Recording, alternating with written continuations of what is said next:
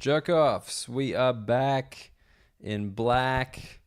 I don't know why I'm choosing to reference some AC/DC there, but maybe it's because there's an Australian comedy show coming up this Sunday at the Backyard Comedy Club. If you haven't seen an AC/DC show yet, I highly recommend it. This month's lineup is absolutely the best one we've ever had, with a couple of people who are just in town for a minute. Danielle Walker and Bonnie Tangi.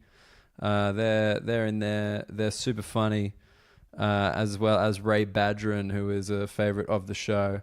I'll be there hosting if you want to come check out a show, because I'm back in London, finally. I've got one more European show this Thursday in Poland, getting down to Warszawa, which a Polish ex-girlfriend told me is what they call Warsaw. Got my last show there, but yeah, I just spent a week in the Netherlands. Last episode I put it up when I was out there in Amsterdam. I just got back. Did a show in Eindhoven, and then 2 shows in Amsterdam, and then 3 shows in one day in The Hague, or Den Haag as they like to call it. I didn't do any mushrooms or weed. I thought about it. I was tempted, because, you know, you're in Amsterdam. You're kind of like, I may as well, just because it seems easy, you know? Whenever you're thinking about doing anything illegal, there's always like, you got to meet a guy, you got to get a number, all that kind of shit. Whereas in Amsterdam, you just wander into a coffee shop. I was there with my girlfriend. I found it really funny. She just thought Amsterdam had heaps of coffee shops. I'm not even kidding. I don't know how she missed the memo on that one. But yeah, she was like, the Reefer Coffee Shop. That's a bit of a weird name for a coffee shop. And I was like, but that's where they sell reefer. And then she said, what's reefer? And I was like, fair enough. Okay, I guess she's just not too into that kind of thing. But yeah, the shows were cool. I had heard plenty about Dutch audiences leading up. But they were generally pretty good. I got to say, I enjoyed it. It's weird. It was weird seeing, because like I did a kind of international show, which is like kind of pitched at expats and stuff. So you get a lot of like, not necessarily English people or Australian or American people, but people who are quite international. Like they're from different parts of Europe. So their English is pretty good. They're like not expecting you to talk about anything Dutch or Orange, which is the same thing. And yeah, they were good, but like the actual Dutch show, like it was weird with them as a crowd, because you were just like, I have no idea what these guys are into. Like there was one comedian who did this long bit about fucking a cow. Just genuinely just like maybe 5 minutes plus like a bunch of callbacks to it, just like fucking a cow. And the audience didn't mind it. I think in the UK, if you do like a big kind of cow, or Australia, you do like a big cow fucking act out, people are going to be like, well, it wasn't really for me. But in the others, they're all about it, man. Well, not all about it. I don't think I heard a single joke that they were all about. They're not the most energetic bunch. Not that they're not enjoying it. They just don't give you a lot of energy. Like I think if you're talking energy in terms of crowds, probably goes like American, then like English, or maybe like Scottish above English, and then Australian below that, and then like way below that is the Dutch, like another bunch of rows. Like even the Estonians were a bit more into it than the Dutch. Yeah, but they're listening. It's weird. Like they keep listening no matter what. Like even when I'm in a crowd, man. Like, and I like comedy and I like comedians, and you know, if someone's kind of boring for 2 minutes, I'll probably tune out for at least a little bit. The Dutch, man, as soon as you're back on what they're into, they're back involved. They don't slip up. They get their money's worth. They listen to every word. That's a Dutch stereotype apparently, that they don't like paying for stuff. They don't tip, the Dutch. I never thought I'd have specific Dutch stereotypes, but here we are.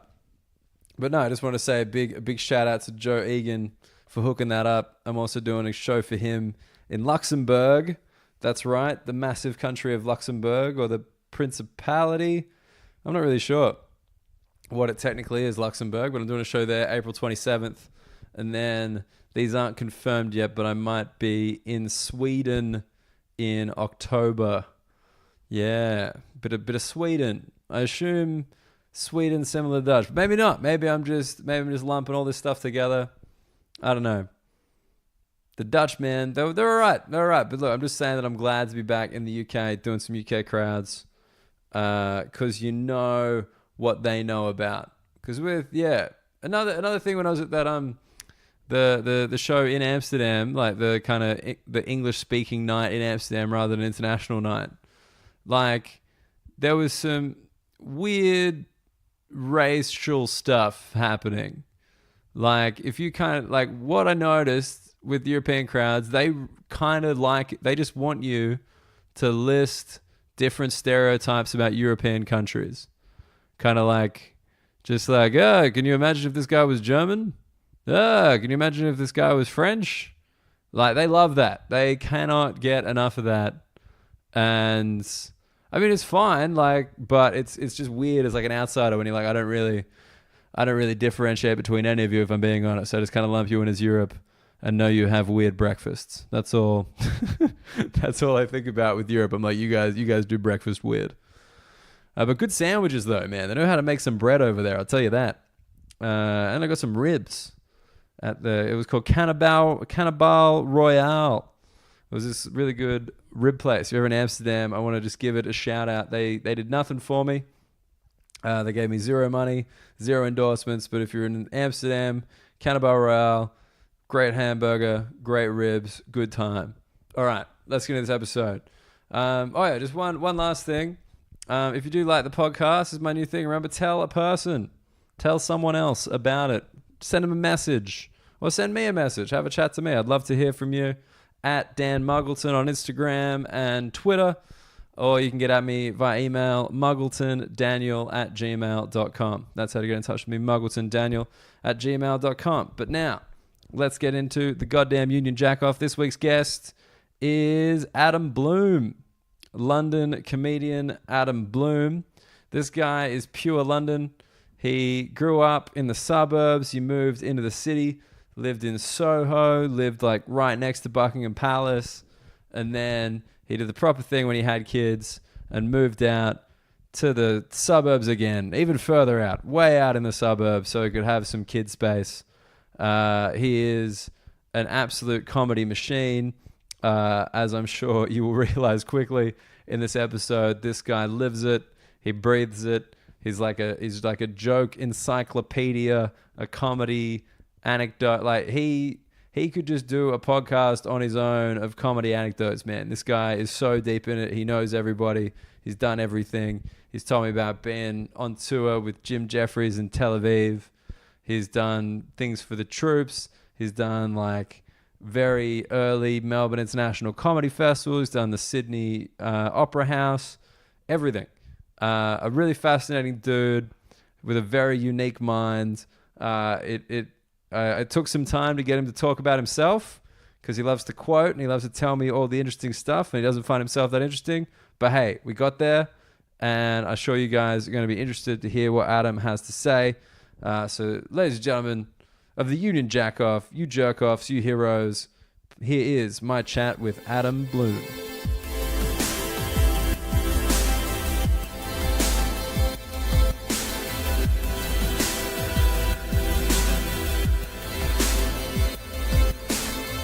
I know with you, literally any sentence could become interesting. That is your gift.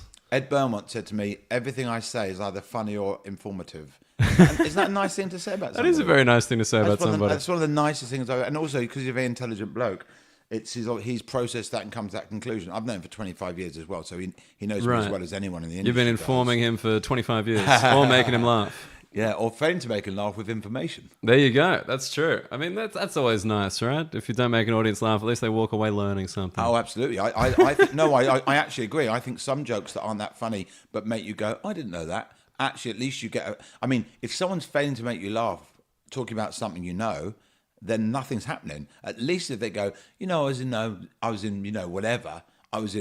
Somalia, and, they've got a population of 2 million people, but yet there's 15,000 words. You go, okay, then there's a shit joke, and you walk away. At least you got engaged. some facts. Well, yeah, at least at that moment, it's almost a cheap trick in a way, isn't it? Because you're being engaged with information rather than humour that hooks you. Well, that's why I refuse to reveal anything on stage. Not a single piece of information has ever left my lips.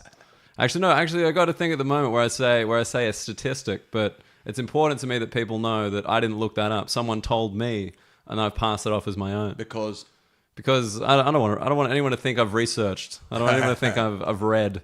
You look like you've read that. I know. That's the thing. Most people kind of assume I'm saying intelligent things because I wear glasses. That's it. And the voice. I think the tone of voice. Well, you know that your voice is educated in Australia, but we don't. It's true. Well, I tell people. Bloke. You told me. Yeah.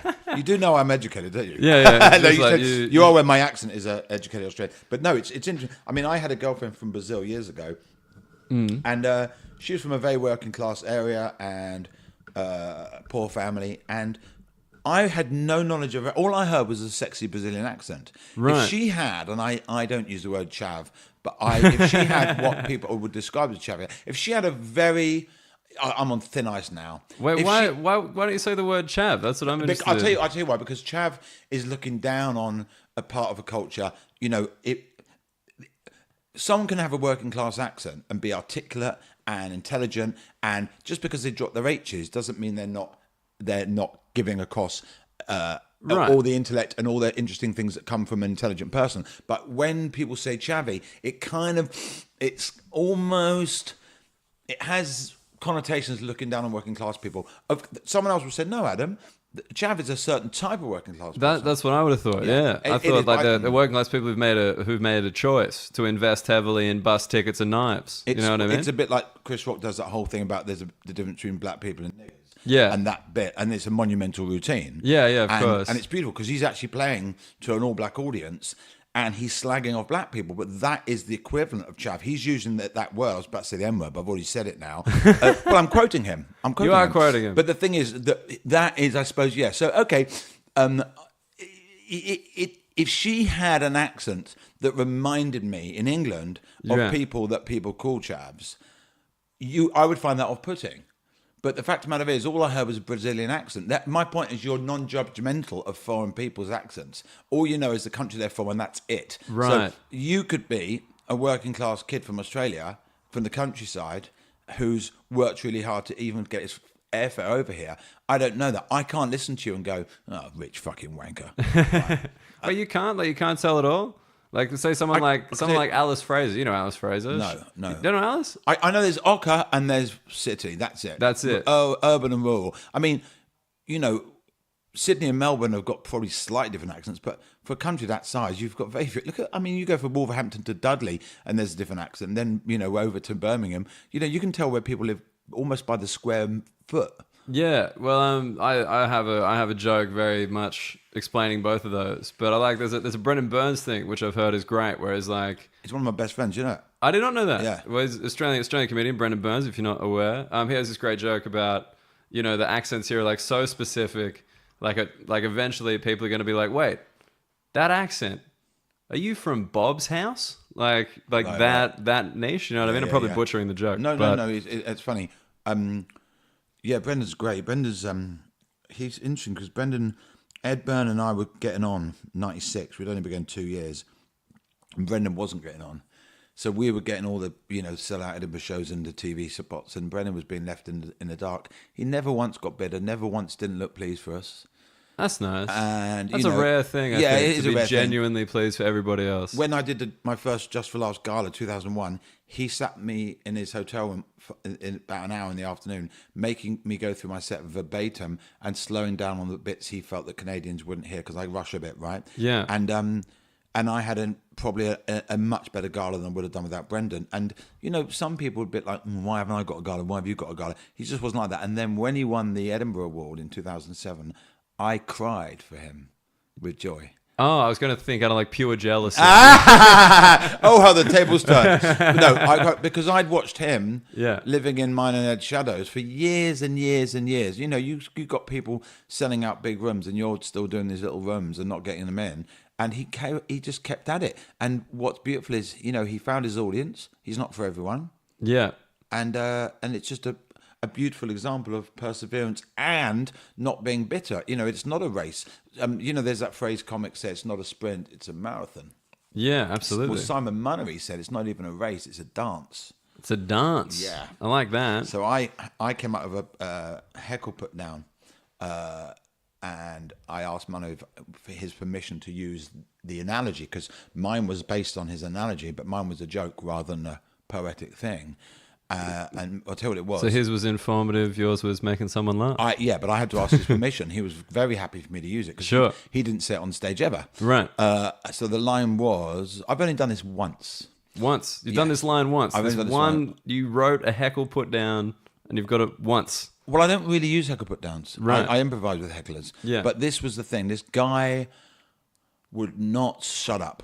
And I'm slamming him, and I'm slamming him, and I'm slamming him. And he would not shut up. And now he's starting to make a fool of himself, because he's losing a battle of wits and not having the sense to realise that it's over. Yeah, of course. So I went, in a loving way, I went, mate, this isn't a race. It's a dance that I'm winning.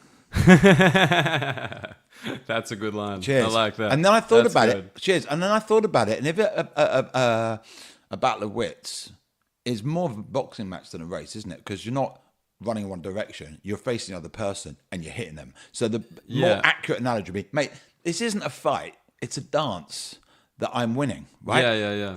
But for some reason, I prefer using Simon's words. Maybe it's because it was what inspired me in the first place. But there's no logical reason why that joke should be, this isn't a fight, it's a dance. Because a battle of wits is a verbal fight. You're taking turns hitting each other with words. But like I say, I know like a battle of wits is what you're saying, but if you're talking about something not being immediate, like you use the race analogy, because the race is against time. You know? Yeah, but there's no end to time in a battle of wits. There's no stopwatch, is there? Well, that's the thing. It's just about taking the other guy down. Sure, but it's the switch. You're switching it. Like the other thing is kind of in its own yeah, world, and I suppose also listen, I'm going with race, but the point is, I think also, battle of wits is a coined phrase. It's almost too obvious to do a boxing analogy. Yeah, exactly. That's what I prefer. Like you've kind of moved it further away, then you've brought it back in a different way. And also, there is a finishing line when the other one gives up, I suppose. Yeah, but my point is, it's inaccurate and somehow better. Yeah, I mean, accuracy isn't funny. You know what's funny? Accents. Accents and hats. Yeah, but there were times when accuracy is beautiful, though, isn't it? When someone absolutely nails, just goes boom. There was a tweet the other day, this girl in the States, she's an actress, she's not well known, and it was about the guy from Breaking Bad, the main guy's playing a billionaire in a wheelchair. Oh, Bryan Cranston. Right, there's a lot of controversy over it, why that guy in a wheelchair played a part. And his defense was, I'm an actor. I pretend to be people. Yeah. So her tweet was, and she was an actress, bear in mind, she said, you know what? This whole thing, it's gone too far. She said, actors pretend to be people. He said, it's going to get to the stage when all they're allowed to do is be in reality TV shows when they play themselves in different moods. And I just went, boom. I just went, like, lovely. Yeah. And I retweeted it with the comment. I went, you know what? I said, as a comedian, sometimes I feel envy more than admiration when someone nails a point. And there's even a comedy theory that you probably wouldn't have heard, because no one seems to have heard this one. Right. It's not mine. That part of the reason we laugh at people being funny is there's a moment of jealousy that we wish we'd said it. Right, and that's part of the laughter. That's some people's theory. Interesting. There's another one that you're showing your teeth laughing because you're an animal, showing fear. There's all sorts of ones. Really? I like that. I like how scientifically you've broken this stuff down. No, it's just I'm listening to clever people speaking. Yeah, that's you're sponging. You're sponging all this information. In 25 years, you're going to listen to people talk about what you do, aren't you? Oh, of course. You know, I came up with the disclaimer for a death, and now I'm dying to have a bad gig so I can do it. But it must be tough, you know? It's going to be years. A comedian of your level. Well, you know, dying on stage, you're just going to have to wait that thing out. Well, look, you have to get it tattooed on yourself so you don't forget. I haven't. The only time I really die is at a corporate or a Christmas gig. Sure. But the thing is, you know, a club, I might have a tough gig. I don't die. Yeah. I hope that doesn't sound conceited, but I don't die. So I read I read that psychologist said that the first time we laugh is when our mother bounces up and down and then momently pretends to drop us and then catches you, and there's that panic that you're going to fall, Right. and then the release that you're okay. Right. And I said, that's the first time we laugh. And you know when the last time you ever laugh is? Just when I walked on tonight. Just before I walked on tonight. Before I walked on tonight. Or if you're having a good gig and you lose them, about 5 minutes ago. But I just like the idea that means I was so unfunny, you're never going to laugh again in your entire life. I've actually put you off laughing. Yeah. You know, I think it's a really nice line. But I'm dying to be able to do that fucking joke now. Well, look, you can throw a gig, you know. You can just start, I can lend you some of my jokes. You can start saying them. We can really lose them. Brendan Burns on the circuit used to inevitably lose a crowd and then be brilliant at getting them back. And it was almost like you may as well deliberately lose them to get this. And Johnny Vegas, Rob Heaney, who I went out for a drink with last night, comedian Rob Heaney, he said that Johnny Vegas on television, like let's say an award speech, if you're giving an award away, he will deliberately say something not funny, reference it, and then get himself out the hole because he's a victim. Right. So him going on and being good doesn't work. He goes on and creates a problem. Yeah, he likes to set up a low status for then. And there's one award ceremony. It's on the Comedy Awards one year. He gives away best newcomer award. I don't know if people want to Google this, but he does a speech. The poor guy doesn't get a word in. Who wins the award? And Johnny does this. Everyone's been funny all night. It's Comedy Awards, and then Johnny does a joke that doesn't get a big laugh, and he goes, "Okay, it's not that funny. Everything doesn't have to be funny. You can just be honest."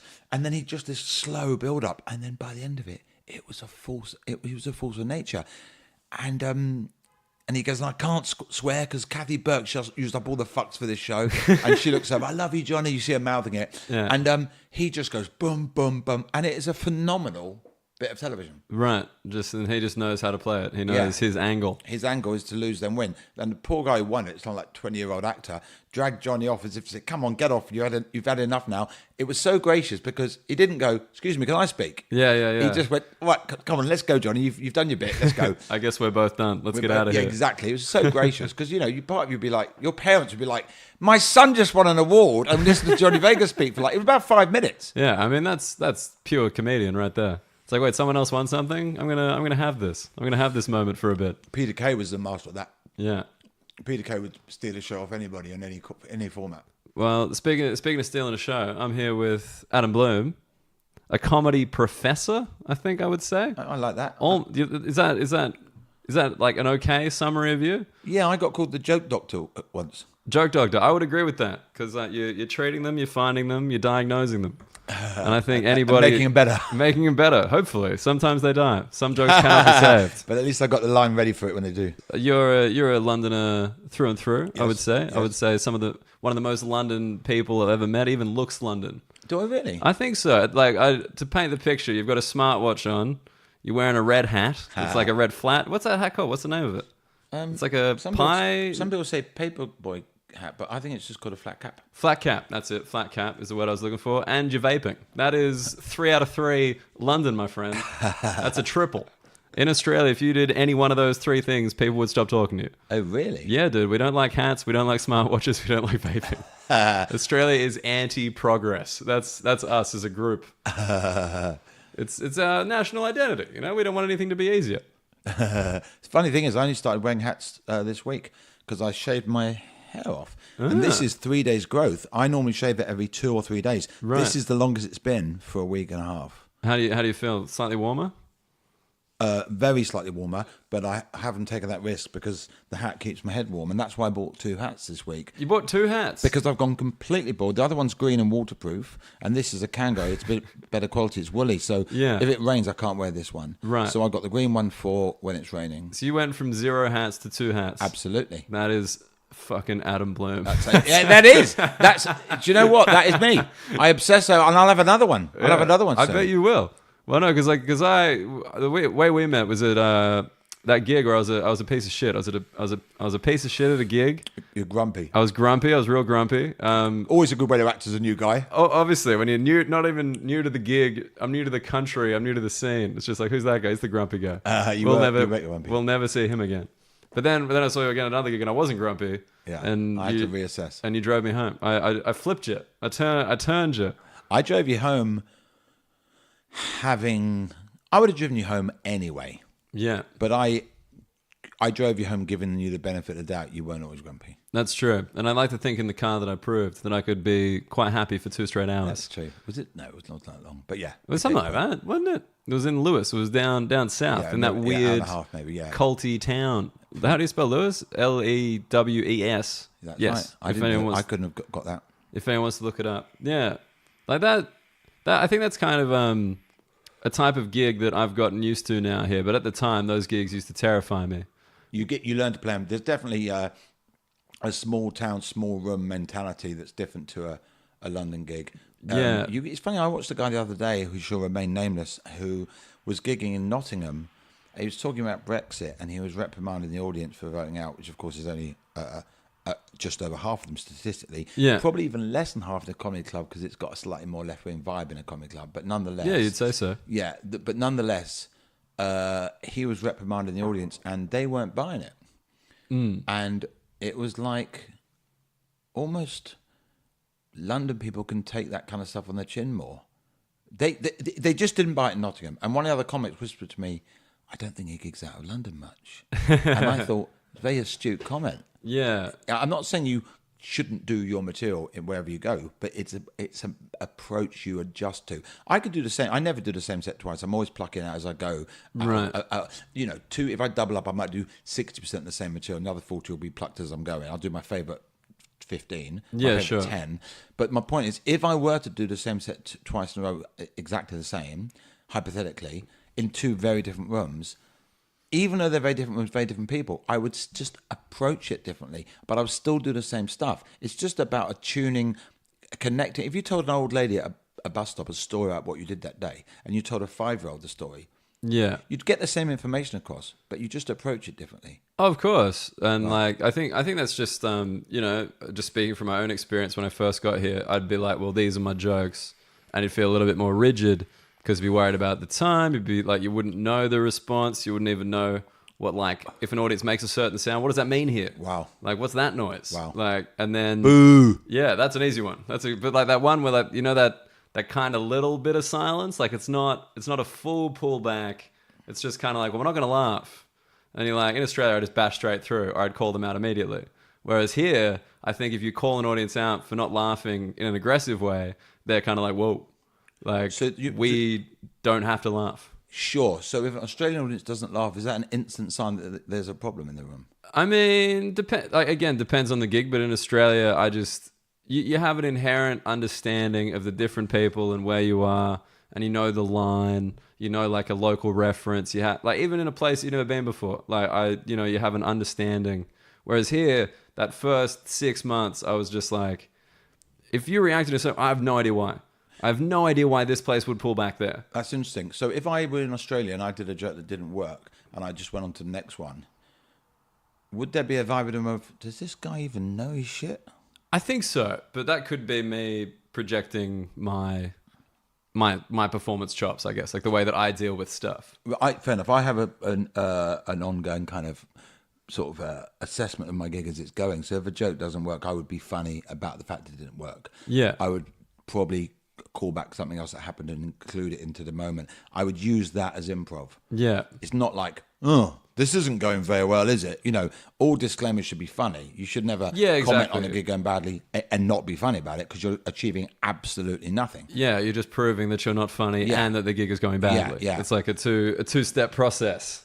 I remember the worst I've ever broken that rule. I was doing new material at a club, and I promised myself I was going to only do new material. I had scraps of paper, I wasn't getting paid. Yeah. And I went, I'm only doing the new stuff. And I did a new bit, it didn't work. And I did another new bit, and it didn't work. But it got a little polite chuckle. And under my breath, I went, huh. Like I mocked their little laugh. And it's like, it's everything I've ever learned goes against that. I've just basically said to the audience, listen to you with your It's horrible. It's horrible. And the reason they didn't laugh because it wasn't funny. That's it. My new material was failing to be funny. And of course, if I was doing well and I slipped that new bit in on its own, it might have had some momentum and the joke might have worked. But they were losing faith in what was going on. Yeah. They know it's new. There's a guy with scraps of paper and they're going, this isn't going great. And of course, I should have put the bit of paper away and gone, right. And then and put the paper to signify this isn't good. Yeah, yeah. The best new material thing I've ever seen ever was Milton Jones. He said he walked on with scraps of paper and he said, right, I'm going to try out some jokes. Some of these are mine and some of them are for a friend of mine. And they did a joke, got a big laugh. Did another joke, got a big laugh. And he went, no, sorry. Did his first joke, got a big laugh. He went, that's one of mine. Yeah. Right? Okay. Yeah, did 3 in a row that worked. Then one joke didn't work. And he went, it's one of his, right? And which we didn't see coming at the time, believe it or not. Yeah. And then a bit later on, he got a very small laugh on a joke. He just went, I told him. Isn't that lovely? I told him. Ed Byrne was in New York, and he was in a comedy audience club. And there's a woman who's a famous, there was a guy who was a famous sitcom star who was doing stand-up. And he had his notes on the table at the back of the room. And he'd go forward to the microphone, do a bit, go back to his notes, come back, do a bit. The crowd loved him. Right. And he did a bit that got absolutely nothing. Yeah. And he walked over to his notes, looked down, he went, no, it's definitely what it says here. Isn't that lovely? Like a kind of like an instruction manual to a new washing machine or something. Or, IKEA table. Just, isn't that lovely? Like, no. It just doesn't look like the picture. Yeah, it's just, that's the best disclaimer I've ever heard of with regard to, actually, that's my second favourite disclaimer. Tom Stade told me there's a female Canadian comedian, and I don't think he even knew her name. And she was dying on stage, and she looked right close up to a guy in the front row and went, has it occurred to you that you've died and this is your hell? And do you know what I love about that is that she's having a bad gig. Yeah. She's put it on somebody else. Now, this is me, man. This is your damnation. yes. Yeah. But that's such a good example of being bigger than the moment. Yeah. To actually tell somebody else that this is your problem, mate. Yeah. And not the room, him. Just one man. Yeah, if it was everyone, it wouldn't be as funny, would it? Because we can now laugh at him. Yeah. You're going through hell. The Phil Kay did. I nearly mentioned this earlier for some reason. Because it was about me having that line about the bouncing the baby up and down. Yeah. I saw Phil Kay lose a crowd like he did. I mean, I counted the best gigs I've ever seen. Went through them. And it was Daniel Kitson, all the obvious ones, Sean Locke, right, Simon Munnery, Phil Kay, and Phil Kay. Right. 6 best performances. He's a killer. He's a killer. Phenomenal improviser. Right. The best in the world. But it's volatile. And volatile's the wrong word, but it's very hit and miss. And he lives in Lewis. He lives in Lewis? I believe so, yeah. But he was in a club gig and he was dying. He was closing the gig and he was dying. And it got to the point now it was just uncomfortable silence now. He's getting nothing. And then he went, people say this is the hardest job in the world, comedy. Hardest job in the world, comedian. Well, this right now is this is the moment they're talking. When they talk about that, this right now is what they're talking about. Yeah. And you know what? It's not that bad. And he put his arms in the air. Yeah. And he sprung out of his death like a jack-in-the-box. And I swear, it went from no laugh at all to roaring laughter. Yeah. And then back to dying again. But it was profound. He had one moment. Brendan Burns and I were sitting there together watching it. Brendan had already been on, and I was MC. And we collapsed with laughter. It transcended. That word's been so put in our minds now. It transcended comedy because he sucked all that energy into his body for a second. Yeah. Focused on the truth that was happening and went boom, like explosion. It was phenomenal. And what I love about that is when you think about it, when people say hardest job in the world, they mean it's hard for the comedian because the audience don't like it. And therefore he's saying, don't worry, it's all right. And that's a lovely, comforting thought. Yeah, because people feel sorry for you when they're not laughing. Yeah, that's a huge part of it. Here's the point. It's all right that it's not that bad for him, but there's still 100 people who've paid good money to be there, and they're not having a good time. So he's reassuring them, don't worry, I'm all right. Yeah.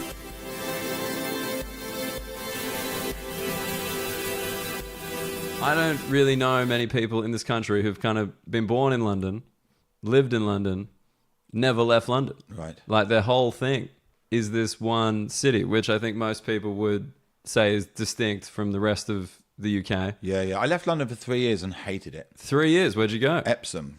Where is Epsom? It's Surrey. It's only 35 minutes from Waterloo. Okay.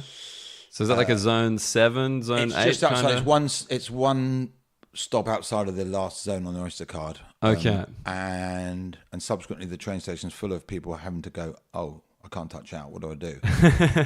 They haven't done the research. It's horrible because They're just trapped there. You can't touch out. What do? You can go back one stop and touch out, and then get a single ticket and come back. What happens if you don't touch out? Does it max out your Oyster? It pays you the fullest amount you can possibly pay, I think. Right. Interesting. Yeah, it's not good. So there's a bunch of people in Epsom trying to leave the station and they can't. That's where you lived. You were like, this is the place for me.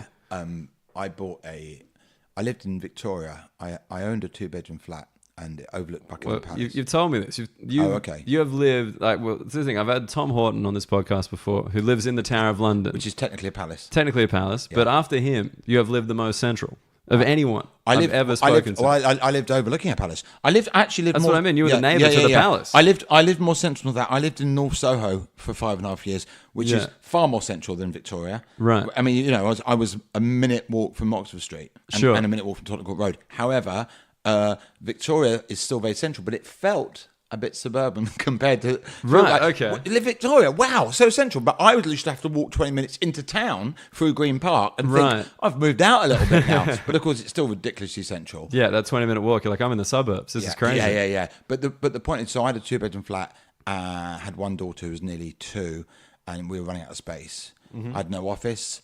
Her toys were starting to fill up the place. And it was just like, we had a dining room. We could have built a wall.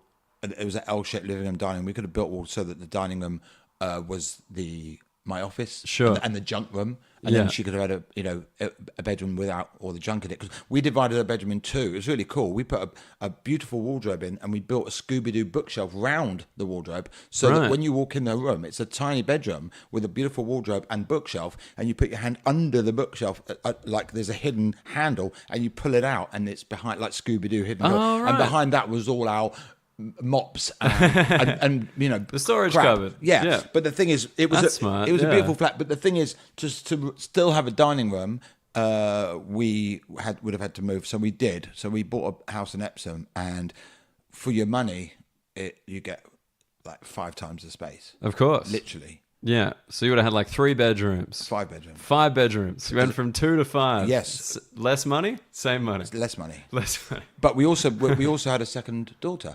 We found out my wife was pregnant 6 days after we moved house. Oh, wow. Yeah. So that's good timing. Yeah, it's very good timing. Got 9 months to sort the room out. I think we're probably celebrating the contract being exchanged. but the thing, so the thing is that was that's very funny. Oh, cheers! But that was a wonderful move for my children. They lived near their cousin and their aunts and uncles and their grandparents. So their cousin would come over and have sleepovers, and it was wonderful.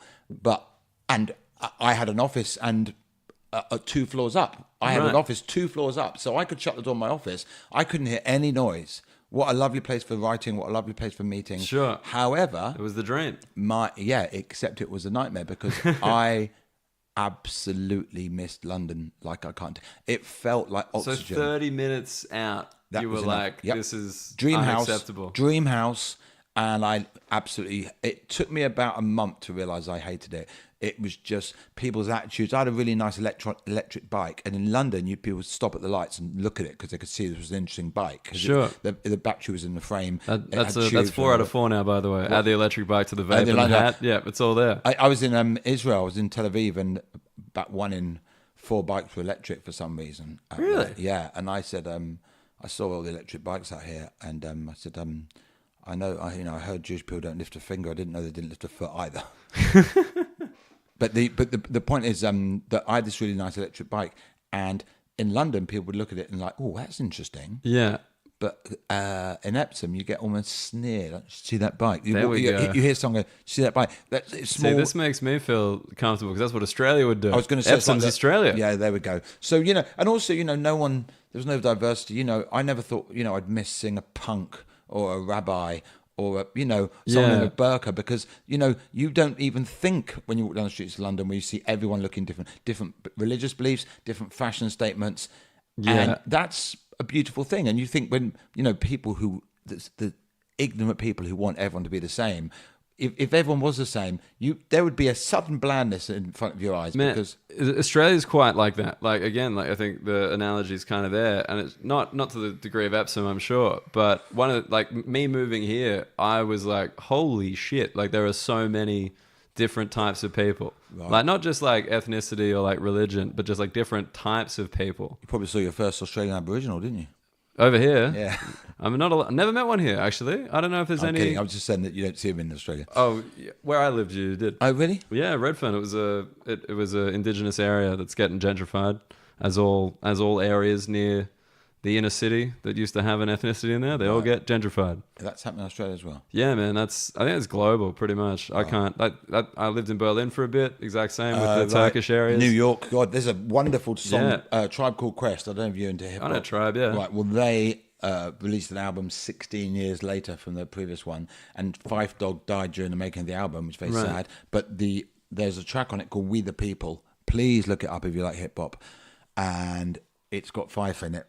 And Q-Tip, and it's about gentrification, and it's just beautiful, and it's just having a go at cleaning up graffiti, just taking away the charm from a place. And there's well here it's like even the opposite. Like in Shoreditch, all the graffiti's still there, but it's now brought to you by Gucci. Like it's the weirdest shit, man. It's just corporate graffiti every corner. I saw a bit of graffiti with a sign and a Twitter name on it, and I thought, God, how the times it they're promoting an online existence. But you get it though, like as people like us, we need our social media presence. Like you understand the graffiti person wants some likes so he can get some corporate graffiti work. Yeah. I tell you what, Banksy did the most ingenious thing ever with graffiti.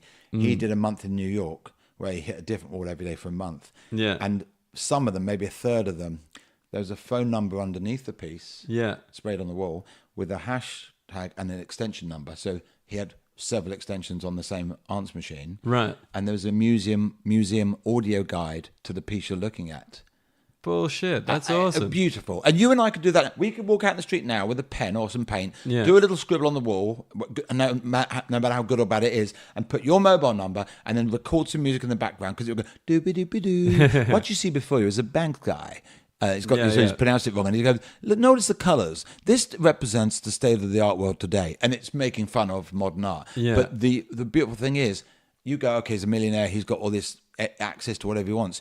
It's a bit of paint on a wall with a phone number. It's the inventiveness that makes it brilliant, and not the money behind it or anything like that. Yeah, absolutely. And that's wonderful because graffiti's a million years old, cavemen, right? Yeah. And I suppose there's no ownership, so no one's going to arrest them for it. But it wasn't graffiti then. It was just drawing on. But the point is, it existed then, and mobile phone technology is 30 years old. Yeah. So therefore, combining something that old with something that new to create that is just wonderful, absolutely wonderful. It was called Better Out Than In. Better Out Than In? Yeah, the residents in New York.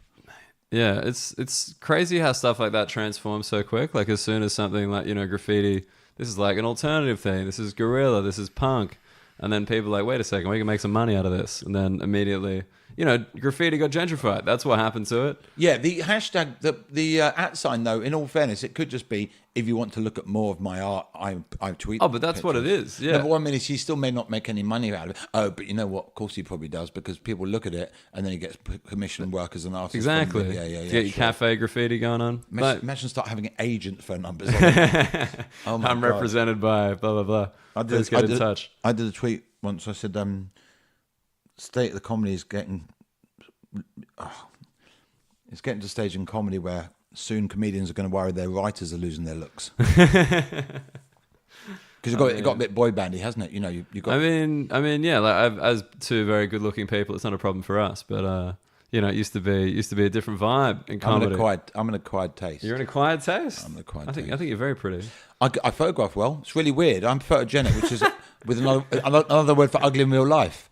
Yeah. It's really weird. Rob Heaney, my friend Rob Heaney, he's a comedian. He's also a tennis coach. He passed his grade 4 tennis coaching thing. It was a big deal. Right. This was a big deal. Grade 4, he's got to a high stage now as a coach. And he's very emotional. And I said, I was with him when he got his results. So we're having a coffee. I said, I'm taking you out for a drink tonight. And we went out the same evening for a drink. And he said to a couple of neighbours, can you take our picture for us?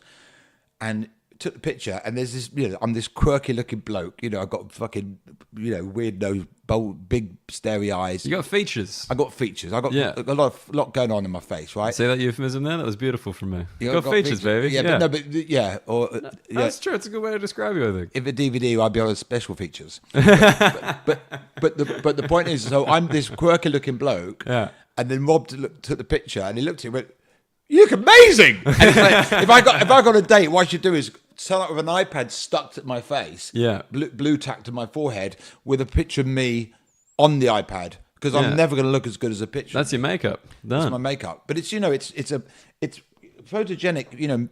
If someone's beautiful and photogenic, it means like Kate Moss. Great, Yeah. you got to have a good career modelling. I'm not beautiful and I'm photogenic. So basically, when people look at the photograph, what they're really saying is, "You don't look that good in real life, mate." Yeah. Almost like the camera does lie. Adam, how is that you? But yeah, so I'm an odd-looking bloke who photographs well, but unfortunately, you don't go for your life on film.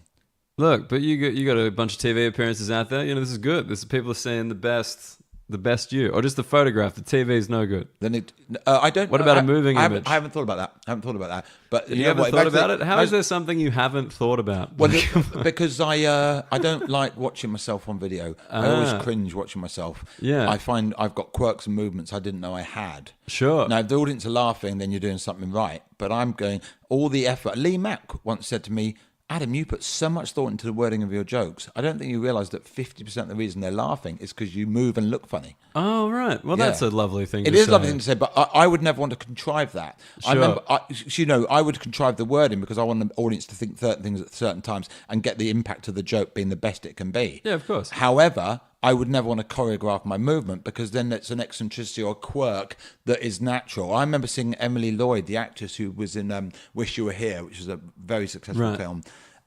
Set in Brighton, and I saw her being interviewed in that peak of her fame on breakfast TV, and she looked down like she was looking down sort of bifocals at somebody Sure. without glasses on, right? And she looked down at the interviewer and she did a coy look, and it was really sexy. But I thought that you learnt that look, you practiced that, yeah. and it was, although it was sexy, it also made me feel like you're just twitching on that look, Yeah. and it's. You might have, a girlfriend or boyfriend who says, like, when you're, in bed with them, they might do something that really turns you on. You should never tell them that turns you on, because if you tell them, they'll be self-conscious when they do it. It's just a thing. There'll be a moment it doesn't have to be in Right. bed. It could be a moment when kissing, just before they kiss. So there could be a middle moment when they look you up and down, or they look into both. Someone's staring you in the eye, they look at both eyes. They can't decide which eye to look at. They go Wait, back. so you think if they're aware of it, that ruins the Yes, because when they do authenticity of the moment. First of all, when they do it, they might catch themselves doing it, and then it will change. Sure. And secondly, they might find themselves trying to do it, and then it's suddenly not good. And also, there's something sexy about someone not knowing when they're sexy, because it means it's completely natural. Yeah. And it's lovely physical attraction, that lovely moment when someone just scratches their ear or whatever it is. Yeah, sure. I doubt scratching an ear is ever going to be sexy unless they've got a penis on the end of their ear. What a look that would be. And scratch is not a good thing to do to a No, penis. never a verb you want. But so with the eccentricities and stuff, and like moving, being like a London person, I think London is a city that really embraces eccentricity. I think that's like an encouraged species. Well, this here. is why Epsom wasn't good for me, because like I've got a man bag, and that was the equivalent of a Mohican haircut. I may as well have glued the man bag to my fucking head. So you just felt very judged. I felt that it was homogenised. There you go. Sure. Oh, sorry, I moved the microphone. That's okay. It was homogenised, and I think that when people start to dress the same and even walk the same, there's almost a sort of psychological fascism that if you do it differently, you will become you will break away from the herd and therefore won't eat. You'll be Right. the one that on your own, and therefore you won't be in the pack. And there's something about sometimes you go to small towns where all blokes are wearing a Ralph Lauren plain shirt, and their idea of being individual is wearing a yellow Ralph Lauren shirt because their mates are wearing pink ones and blue ones. Yeah, I'm going to be a bit different. I'm going to wear a yellow Ralph Lauren shirt. I got a theory about that. It's like they look like swatches of carpet. Like when you're going to nice. choose the carpet Nice. for the thing. It's like, Nice. yeah, this is the gents today. Which color would you like? Yeah, no, I agree with that. But I think with London, it's like it's so big and so kind of crushed in. But there's also I think English people do enjoy eccentricity. Like that is like a word that I think you guys use more than other countries. Oh, okay, interesting. Like it's just like there's a value to it. There's a history of it. Like you like having that mate who's just a bit odd. You know, there's Yeah. a value to being odd. I Whereas in gotcha. other countries, it's like, oh man, that guy's a bit weird. Yeah, yeah, Whereas he's fair like, enough. man, he's weird. He's great. We celebrate oddness. Yeah. Right. If someone ever says to me, "You're weird," like that, with a bit of contempt, I think, well, you're narrow-minded. Yeah. Because if you allowed yourself to treat me with an open mind and just go, right, what is it about this bloke? Okay, he's doing this, he's doing that, he's saying this, he's saying that. I need to suss him out. Someone with open mind, whether they like me or not, will go through the process of deciding that. Yeah. Rather than just going, you're not like everyone I know, therefore I don't like you. And that mentality does not exist in London. No. Yeah. And you're allowed to be. Yeah, you're allowed to be who you are. And but you know, I suppose I don't really meet many small-minded people because comedies It's a weird thing. And it's a ragtag crew. oh, beautiful. I'm in a dressing room sometimes. I look around and go, these people, Brendan Burns actually made this point once. He was on a train with Martin Bigpig and Junior Simpson. So you've got a black guy, you've got a tattooed white guy with a ginger, long beard. Yeah. And this Australian bloke, and they're walking through the train carriages, and people are looking and going, how did those three become friends? And the fact of the matter is, they got forced together through their job, but on that tour, doing a uni tour, they Yeah. would become friends. Of course. And it's, you know, the thing that most comedians have got in common is they're one, original thinkers, Yeah. and they're two, brave enough to do their first gig. Like, I respect anyone who does stand up because they did their first gig, even if they're awful. Another point Brendan Burns made is that if someone's awful and people look down on them, they've got to go out every night and night. You know, I said about I only really ever die at corporates or Christmas Yeah, parties. sure. Well, they got to go out every night going, am I going to die tonight? Is this going to be one of those nights where I die? Well, how brave is it to keep going on, doing something that doesn't work? That's You know, like a World War One mentality. Like, go over the top. but you no, can make it. But you know, comedians sneer at those guys, but in actual fact, they got the biggest balls in the business. Oh yeah, for sure. But a lot of them are insane. Fair I enough. feel comfortable saying that. But there are some because people- I've seen them. There are some people who stuck at what they believed, and it became good. Julian Barrett from the Mighty Boosh. Right. I did a 44-date university tour with him in '96 with Gordon Southern emceeing, me supporting Julian, and Julian stank the room out probably 1 in 3 times. Sure. And he didn't change what he did. He'd go out the next night and go, this is what I do. I'm This going is to do it. this. This is it. And eventually he found a self-belief that his success rate went up. And more importantly, the TV people acknowledged what he had. Well, then he formed the Boosh with Noel Fielding, and then he did one man to two men plays sort of thing. And Yeah. they created their own thing. And that allowed people to come into their world more. And also, a one-man show or two-man show means people are going to buy into what you're doing by giving themselves due for an hour, as opposed to going, this guy's weird, a bit like the mentality that I don't like in people. Yeah. Audiences do that sometimes. And it's like, come on, give this guy, he's doing something completely different to anyone else on the bill. There's nothing he's doing that reminds you of anything that's been done before. Paul Foot. But a lot of people don't want to take the time to engage with that. No, they which don't. Which is why, you know, with the homogeny thing, I think, you know, it's very admirable that you moved to a place, you had the dream home, you had the whole thing, you had the kids, everything was great, and you're just like, oh fuck, No, my wife divorced me. You guys, I didn't have enough of Epsom. Someone at Epsom had enough of me. Right. But the point is, the only good thing that's come from my divorce is my wife, is me moving back to London because I can now breathe again. yeah, you feel more comfortable. Oh, you walk out your front door and there's that living thing. You know, when I lived in Soho, you walked out your front door, you were right in the middle of the media, buzzing around, people walking around carrying reels of film in front Yeah. of you. You know, everyone's doing something. So your wife and kids still living in Epsom? Are they still in that house? Yes. Is it just like as a kid thing? Like, where did you grow up? Sorry, where did you grow up? Richmond. Where that's Zone 4. So Zone it's 4. It's on the cusp of West London and Surrey. Okay. It's a Surrey postcode. Yeah. It's a London phone number. Okay, that's fucked up. Well, God damn, that's that's the a Venn contradiction. diagram. That's a yeah. contradiction. No, I get that. Okay, no, but is your kids like growing up in Epsom? Is that something you do you think they will get used to that homogeny? Is that something that you think about? Well, I worry about that just like as a future thing in Australia. That's why I ask. You know, just like being exposed to more stuff, I think is good. Yeah, but they're going to London on days out a lot. I think that you know, their mum's a very strong, interesting personality. She's a very, very funny, intelligent person. I don't think she's going to be mixing with that many boring people. I think she's, by being intelligent and interesting and Yeah. quite quirky herself, Sure. she's going to attract interesting people around her. So I don't think that's going to be a major problem. I hadn't really thought about it. All I thought was, living in central London, I couldn't pay for a private school for 2 children. I could scrape by on 1 child, Right. but 2 children in private school. So inner city schools, the inner city state schools, they're the toughest schools to be in for a kid. Right. So okay. we moved out partly In terms of quality of education, or just like the kind of stuff around that? Because the inner city state schools have generally. Please correct me if I'm wrong, anyone, but they got the lowest Ofsted reports generally. And the Epsom, when I looked at school reports in Epsom, there's a school so close, and it just amazing result with Ofsted reports. And you Sure. go, I want my kids to grow up in an area where the schools are good. Yeah. I mean, there are. If you ask to be in a certain school, you put your top 3 down. You get told where you're going, right? You don't go, I want to go on that school on the other side of town. You get given the school. Yeah, there's a nearest to you. catchment area. Absolutely. And then you go in. There was a school in Epsom that was so good that people were renting houses temporarily so they could put that as their address. Wow. Yeah. Because it's a state school, so it's free. Is education free here? State school means free, yeah. Yeah. Okay. And then, like in London, you would have had to go to like a private school. In central London, I wouldn't want them in a central London state school. No. Okay. And if there are people listening to this going, "That's not," I could go to this one. Then feel free to tell me, and I'm wrong. But that's what we experience.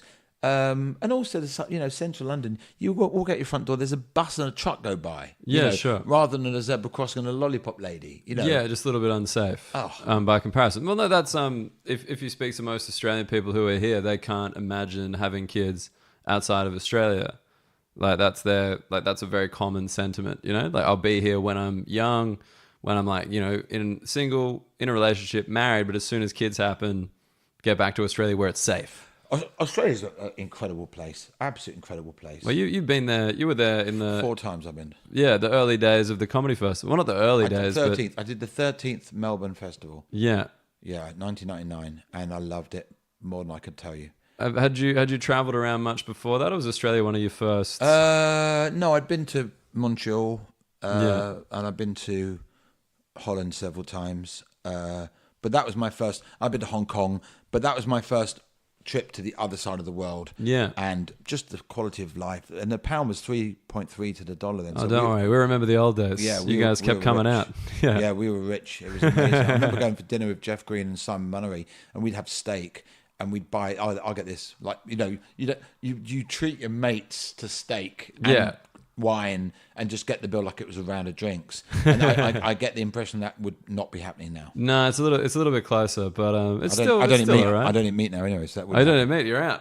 You're keeping it healthy. But yeah, so what was first impressions of Australia? Because I'd say Australia 90s and like early 2000s, like that's probably different to what it is now. Like it was still probably a very small country in a lot of ways. Did you have that feeling or? I noticed in Melbourne city centre, you would walk down the street and you would see somebody, and then 10 minutes later you'd notice the same person in the city centre. Like in Leicester Square, Yeah. you could stand there all day. I mean, let's say you do a gig at the Comedy Store, Sure. early and late show. That's 800 people see you, and you stand in Leicester Square an hour later, and you would not see one of those people. No one would say, "Come up to you," and believe me, I've waited. So so you'd see someone in Melbourne. It reminded me of a film set. My dad said to me when I was a kid, there were extras walking in the background. He said, right, pick a person and notice what they're wearing.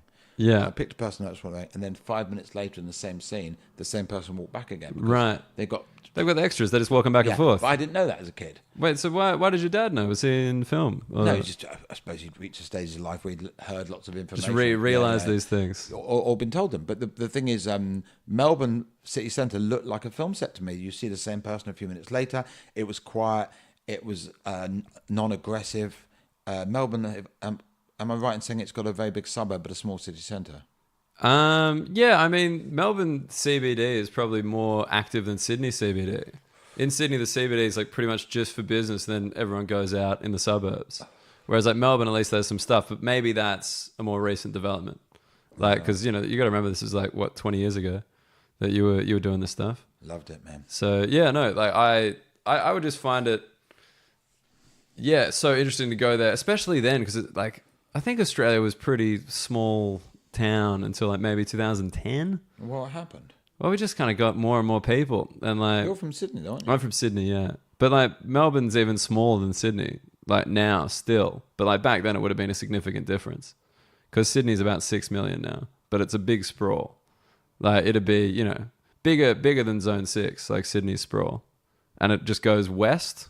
There's like the main bit of the city, and it just goes west from there, pretty much. Right. Like a little bit of north, a little bit of south, but mainly just further west. Oh, okay. Whereas like in Melbourne and London, it's the city in the center and it circles around.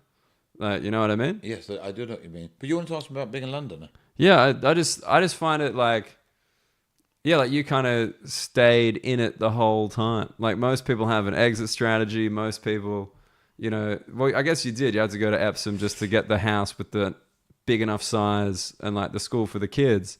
Yeah, and also I do travel an immense amount. I've performed in 35 countries, some of them 20, 25 times. I've been in Amsterdam maybe 20 times and the rest of Holland another 10. Yeah. So it's not like I'm, you know, sometimes I can spend, you know, 2 weeks out of 4 abroad. So it's not like I'm not seeing the world. You know? Oh, not at all. Like I meant it in terms of I think living. most people find London exhausting, but I think anyone who's listening to this would realize you're a very energetic person. Yeah, and can probably keep up. Here's the thing, because I get stressed easily. I'm quite intense.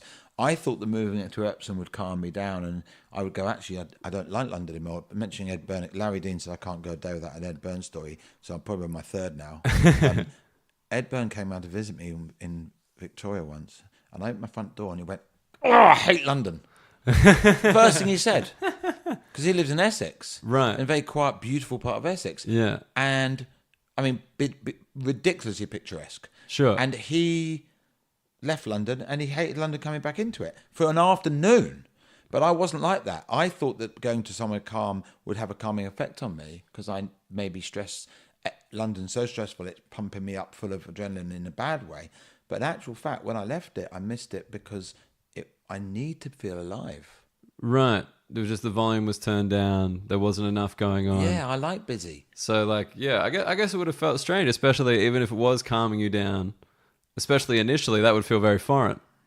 You'd be like, well, at first it felt what like is this? Well, at first it felt like a holiday, the way that a change is fun. Oh, wow, but okay. Then when reality set in, I was like, no, this is boring.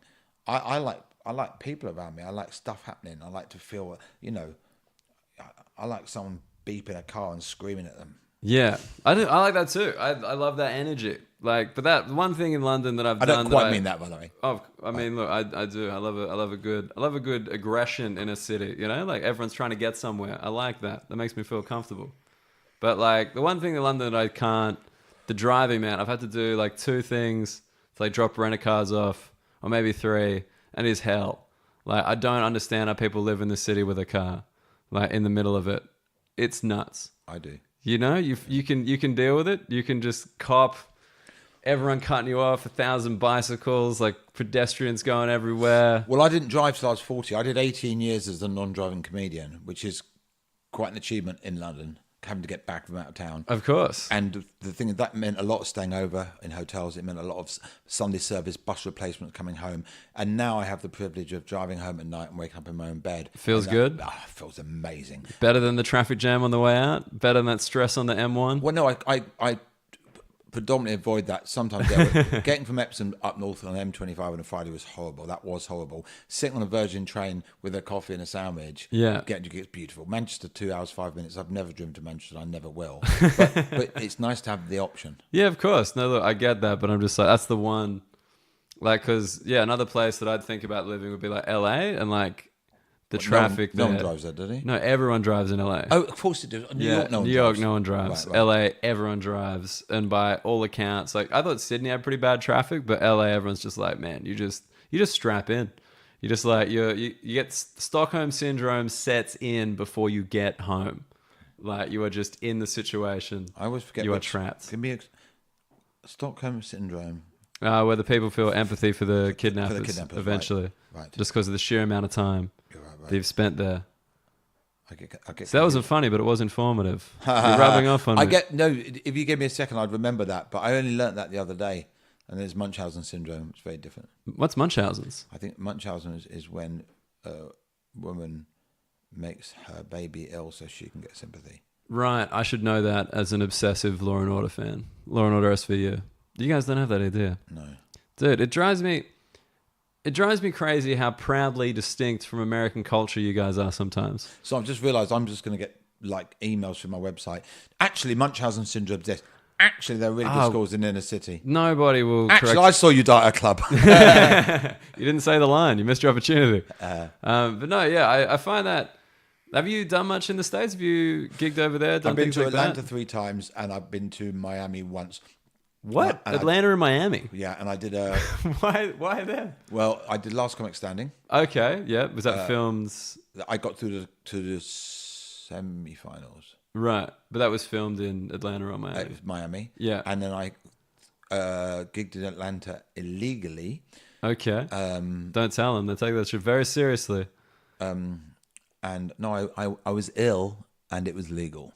And then I went to San Francisco on holiday and did a guest spot. Scott Capurro got me a guest spot. I was so nervous. I've been doing stand-up for 10 years and I was walking to the gig from the hotel and my heart was pounding. And I turned around to my wife, who was my girlfriend at the time, and I said, I haven't felt this nervous since I was an open spot. And the reason is because I was an open spot again. Yeah. I was doing a gig in a country I'd never performed in. Like you said, you don't know what the silences mean. You don't know what it means. And you don't know even if they're going to find you funny. Yeah. And I had to slow down, and you worry about phrases. I used the word thick instead of stupid, and that joke clunked.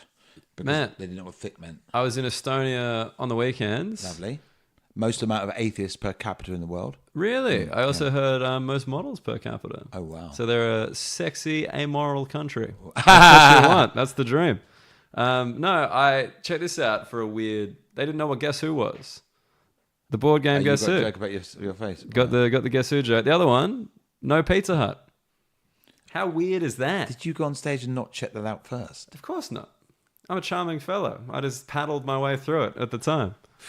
But as if you would ever think to not have pizza, that'd be like, oh, do they have McDonald's here? No, because they have McDonald's. I saw they had a McDonald's. I think everyone knows McDonald's is global, but I think I remember seeing an American comedian, very good, Margaret Smith, very good comedian in Australia, and she did a radio recording, and she mentioned lifesavers. You don't have lifesavers in Australia, like do the you? candy. They're polos, like polo mints. Yeah, we have those. Oh, do you? We do. Okay, Yeah. so sorry. Well, I mean, I refuse to let an English comedian throw the stone here because you guys come across to Australia and you reference your British shit and we have no idea what you're talking about. Well, I bothered to take some. I wonder what she did that wasn't.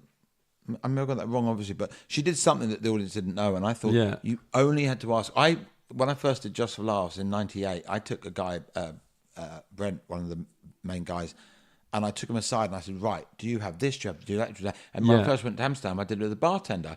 And the fact of the matter is, there will be a thing they don't know. And the other thing is, and there will be a thing. And the other thing is, the other way around is to patronise them and go, someone came up to me and said, we had a comedian here who asked us if we knew what a bus stop was.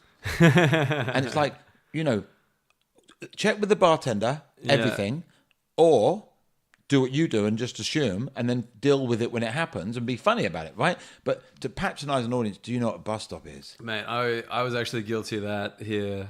At one of my first gigs, was in Taunton, in a weird brewery, near a village. What did you ask them? I was thinking about transgender people. Do you guys know about transgender people here? Oh my God.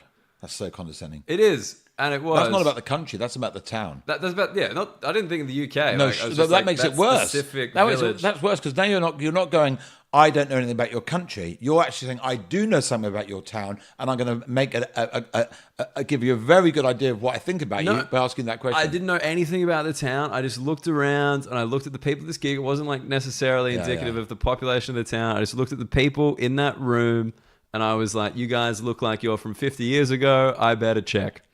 And they didn't like that. They were like, yeah, obviously. That is quite... And you got a few penises thrown at you that they'd already just recently had removed. From their ear. But yeah. It was just it was just one of those... That was really early on again and just you just don't know what you... You know what I mean? Who are you people? But that was about a town, not a country, right? Yeah, that was about the specific town. Yeah, but that's about thinking less of them as a culture. It was about making a snap judgment based on their appearance. They read the same papers. But do they? Yes! What person in London reads the paper? They read a paper. We read a website. The difference you might find in a town like that is people's attitude towards it. Yeah. As opposed to them knowing about it. The biggest mistake I've ever made was in Osaka in Japan. I fell in love with the place and I said, you know what I love about it here? It's just the respect. And the whole crowd booed me. Because they pride themselves on being more laid back than the rest of Japan, and they don't bow as low. Oh my God. They don't bow as low, and it's a bit more laid back. It's kind of the Brighton of It's Japan. alternative Japan. It's a bit like going to Australia, to Liverpool, and saying on stage, "Do you know what I love about Liverpool is you don't stick together." That would be the equivalent of that. And honestly, they booed me. And expats. This isn't just Japanese people. The expat booed me because they are proud as expats in Osaka that they're in the coolest place where you don't bow. They still bow in Japan, but just not as low. Not as low. And what a niche way to put your foot in your mouth. Oh, That's man. I once referred to. I did a double up with Leicester and Nottingham. Yeah. And I was on stage in Leicester, my second gig of the night, and I mentioned being in Nottingham. They would have hated that, right? Oh, it took me about 8 minutes to win them back. But this in Australia, you'd be like, mate, you got the towns wrong, right? Whereas in England, it's like, mate, how could you possibly? Sure, but Melbourne think and that Sydney we're have in a Nottingham. Melbourne and Sydney have a rivalry, don't they? Like a fake one, like not Okay, another Ed Byrne reference. not like a big deal. Another Ed Byrne reference. He told me in 1999 that TV shows produced in Melbourne got lower ratings in Sydney because they were Melbourne productions. Oh, I mean, look, maybe, but I doubt that was the reason. Like most TV in Australia is produced in Melbourne. Well, that's a good argument against that point. But, you know, everyone... Okay, what if I mentioned being in New Zealand? Oh, here we are. What if I mentioned being in Australia when I was in New Zealand? How would that go down? They would not like it, but that is a completely different country. And even then, I don't know. I always think... I do think you guys are much more geographically proud than we are, you know? Are you proud of your nation rather than where you're from? Yeah, and even then, like, I think most Australians could cop jokes about Australia. Like, I mean, think about, you know, comedians coming over. They make fun of it all the time. Yeah, and we're yeah, like, sure. yeah, good. Manchester and Liverpool have got a rival. I mean, in England, it's anywhere. Portsmouth, Southampton, Manchester, Liverpool, Glasgow, Edinburgh. I think the Scottish one seems more intense. Like Glasgow, Edinburgh, that seems more intense. But then also, like, within Glasgow, like, you know, Celtics Rangers is more intense than Glasgow, Edinburgh, right? I died in front of 700 people at a corporate in Glasgow. It was a Scottish Bar and Pub of the Year Awards. Oof. I got offered cocaine twice, tried 2 different people after the show. There was whiskey on the tables. Yeah, just bottles ready to go. No little ones, but free samples. But nonetheless, they were drinking. These are the people that throw out drunks for a living. Yeah. It's their turn to be drunk. Oh, hell yeah. That's their day. Yeah, it's like police and teachers are the worst audience because it's their chance to behave badly. Yeah, it's yeah, very hypocritical. right. I remember 39 teachers in one group of 300 some of them were talking, and I looked down and I said, you know, you spent all year having to deal with really rude people, and now you've become them. And it got a round of applause from the whole audience. When they realized, yeah, you are hypocrite. Please do it. I've had 3 Christmas parties ruined by one group. Yeah. When the rest of them were lovely. 2 were police, 1 were teachers. So anyway, these are bar and pub owners, and I died badly to 700 people. And then one bloke went, you're shit. He was on the head table as well, which is just not appropriate. Yeah. And it got to the point where I was going down in flames, so I'm bringing him down with me. So he went, you're not funny. And I just went, well, why would they book me for this event if I wasn't funny? And then he went, well, you're not. And I said, and this is where I got really arrogant. I went, well, I've won awards. And he went, not up here, you haven't. And I said, I have actually. I won an award at the Edinburgh Festival. Edinburgh's like Glasgow, but civilised.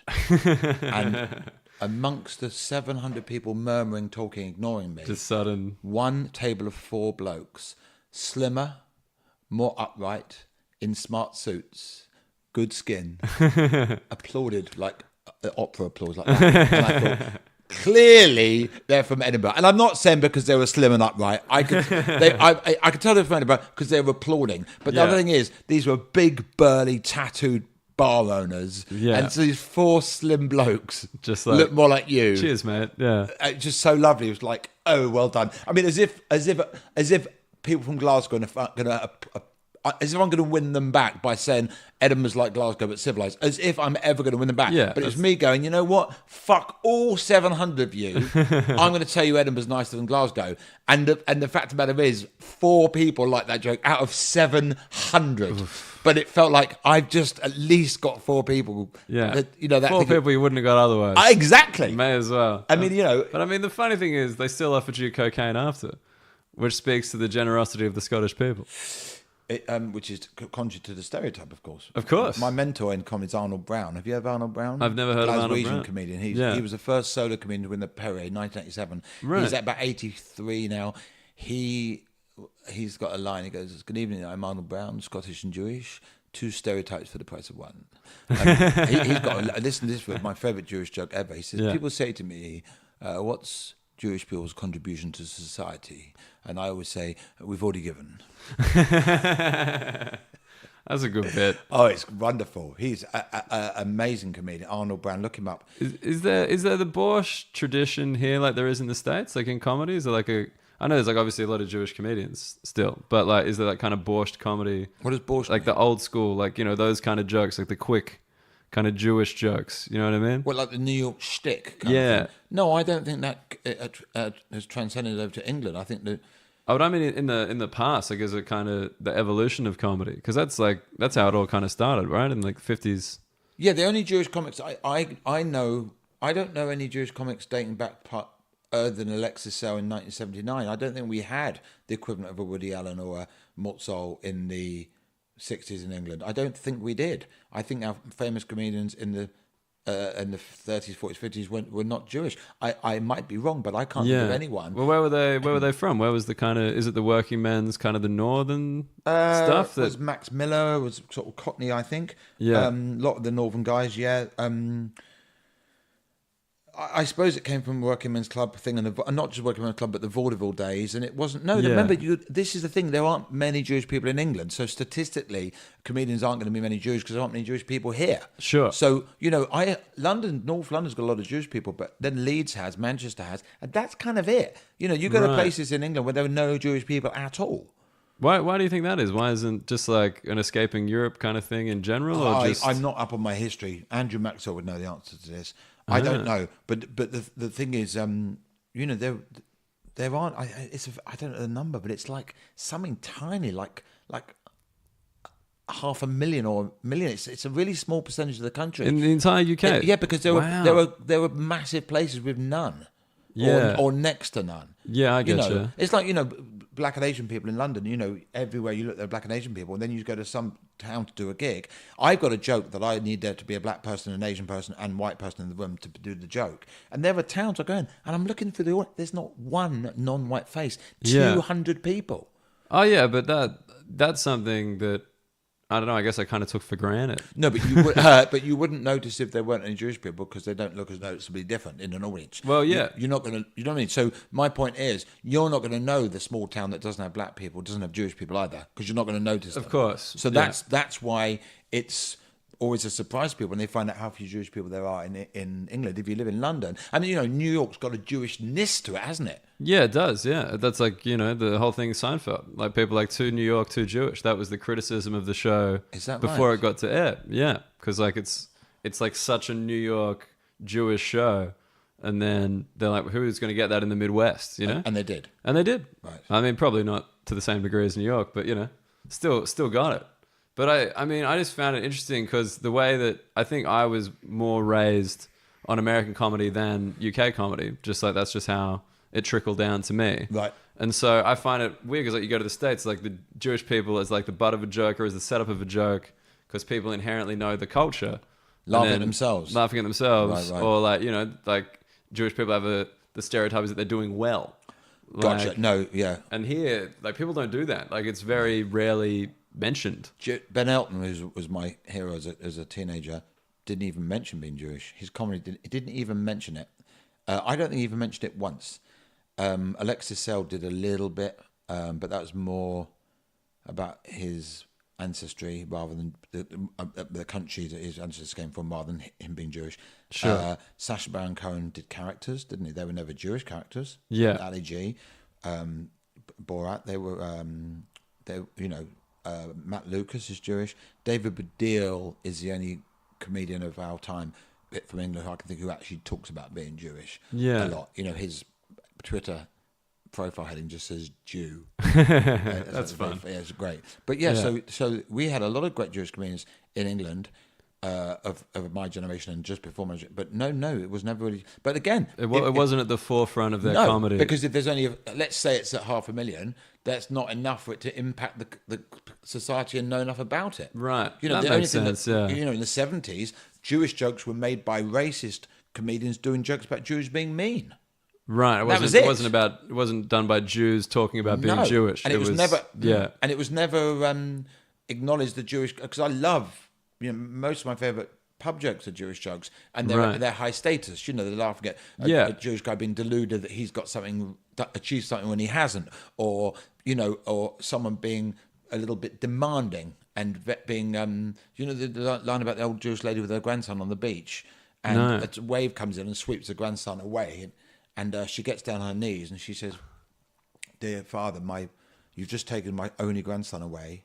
It's the most important thing in my life, and I've been frum my whole life. I've prayed every day. I've gone to synagogue every week. Please, please, please return him." And a wave comes back and swoops him back on his feet exactly where he was before. Yeah. And she looks up and she goes, "He had a hat." It's a great joke. Yeah. It's a great joke. But that, you know, for that to be funny, you need to understand the high status, the demandingness, or the expectation that Jewish people have in restaurants, or, you know, there's four Jewish lady have dinner in a restaurant, and at the end the manager comes over and he says, "So, was anything okay?" Yeah. You know, that complainingness, that you know, need for everything to be how you want it, that has to filter through to society enough for it to the joke exist. And there's just not the stereotype. There's not enough people for them to see it firsthand, I guess. They just know it as a stereotype. So this is the question. Right. Does that joke get told in Taunton? Oof. No. Good question, right? I don't think any jokes get told in Taunton. But does that joke... You know, I remember a guy came up to me at a gig the other day, and he was from Israel, and he said, "Oh, here's a joke. Yeah. How does a Palestinian take Viagra?" And he mimed holding a pill, licking it, looking down at his penis, licking it, looking down at his penis. I didn't get it. Right. And then he went, "Because they're mean." He assumed I knew that. Isn't that weird? Yeah, the Jews are looking at the Palestinians, yeah. No. Oh. Just like that thing where I've had that. I've been in the States and people have told me stereotypes about groups you just don't know, and they get weirded out that you don't know. Yeah. It's like, wait, do you just think this is a universal truth? But what's funny was that, you know, Jews have had put up with so much, you know, criticism about the mean stereotype, which arguably comes from Shylock, the Merchant of Venice. Sure. Also, a lot of Jews were given jobs being told you're a moneylender, that's your job. Well, that was because the Jewish religion was the only one that allowed interest to be made, so they could have the banks and that. No? I didn't know that, but there were people.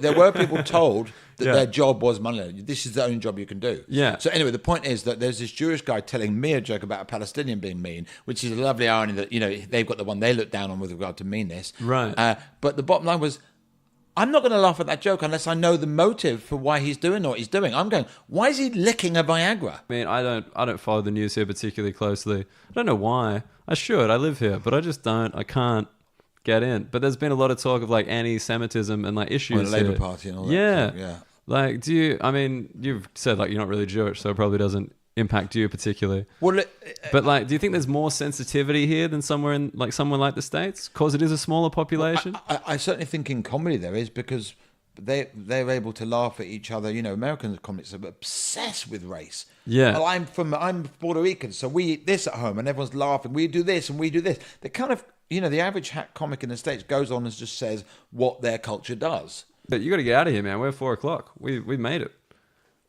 Don't tell me when I've got to leave. You told me. Are you kicking me out of your house? You gave me a strict time limit. Yes, I have you to. did, yeah. I have to get back to my car to drive in traffic. With my vape and my red hat. There you go. And my smartwatch. Proper oh my London. God, I'm a fucking London idiot. No, you're not a Londoner. I'm a product. You're a Londoner. I like it. I'm jealous of people here just dressing however they want. It took me moving here to start wearing tracksuits, and I fucking love that. Well, I don't. In all fairness, I'm wearing blue jeans, plain grey t-shirt, and brown leather shoes. It's not like I'm wearing anything wacky other than a red hat. No, but I like it because you're just like, that looks cool, I'll do that. Whereas me, when I'm like, that looks cool, maybe someone might think I'm a douche. Fair enough. I'd not do it. Fair enough. That's just my vibe. Anyway, thank you so much. Pleasure. Thanks for having me. Is there anything you want to plug? Anywhere people can find you? Anything like that? I'm not doing anything major at the moment. My name's Adam Bloom. If you Google me, you see my website with live dates. On Twitter, I'm. This is what I don't like: comedians who end their set by listing off their social media. I think they should then go home and tweet the joke they've deprived the audience of hearing. The last thing you should say on stage should be funny, surely. Well, I mean, some people do the little social media update before the final joke. That's not so bad. Yeah, but leave an audience laughing. Yeah, well, look, I don't know. I'm bad at it. I like a cool exit. That's my flavor. As in saying something funny first? No, I just always forget to do my social media because I think it sounds douchey. I'm just like, yeah, cheers, bye. It's an advert break during the show. How about that? Yeah, it is. It's you just putting your thing out. I think if it's your own show, it's different. If it's your own show, take a minute before you close or after you close. But still don't end on social media. Yeah. Say it towards the end, make a joke about it. Arj Barker used to plug his CD at the end and be funny talking about his CD. Yeah. Well, that's the ultimate, isn't it? He's going to sell CDs and he's made you laugh so he's left you laughing and made you want to buy the CD because he's been funny while holding it in his hand, which is good, Yeah. NLP. That thing must be funny because he's holding it being funny. It can't be bad if you're being funny and talking about it. But I think, do not end your set. So when I just said, where can people find you, whatever you asked me, I just went, I've just almost done that. So let's not end on that sentence. Let's forget on my social media. Yeah. I will go out and do some graffiti. Do you want to make me laugh? Do you want to put a quick joke out there? Do you know what? It hasn't been a funny interview, has it? It's been quite a serious interview. Let's end on something serious. Sure. What would you like? What serious thing would you like to end on? I actually think you've been very funny. Oh, thank you. My bladder is getting weaker as I get older, and it's horrible reality, but I need a wee quicker than I used to. My alarm now goes from you might need a wee to like 20 minutes later, you've got to go now. Now it's like, fine. You've got to wee now! And it's like, fuck, I've got to piss. And so right now, I need to wee. Okay. So I'd like to leave by letting you know, if you're in your 20s and 30s and you need a wee and you can hold, you will wet yourself one day. You will wet yourself and then you'll go, oh, those were the days when I didn't wet myself. I wet myself the other day. That was not funny. You wet yourself the other day? I was at a party. I'd had a lot to drink. I mean, that's pretty funny, wetting yourself at a party. Phil Nichols. I had to borrow some jeans from him. Adam Bloom, pleasure.